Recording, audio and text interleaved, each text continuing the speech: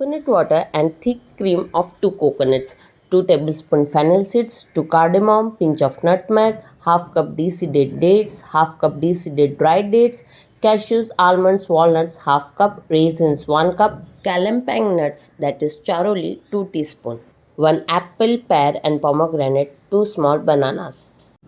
Soak raisins, de-seeded dates and kheer in water, preferably coconut water. Coconut milk. Grind coconut cream into smooth liquid. Grind kheer, dates, fennel seeds and a banana into smooth paste. Take coconut milk in a mixing bowl, add above made paste and mix well into smooth liquid. This is kheer base. Chop apple, pear, slice a banana, take out pomegranate seeds, coarsely ground the mixed nuts, finely ground elaichi, that is cardamom, jaifal, that is nutmeg. Add this, all the fruits, grounded nuts, soaked raisins into kheer. Mix well. Kheer is ready. Serve it chill or have it straight away.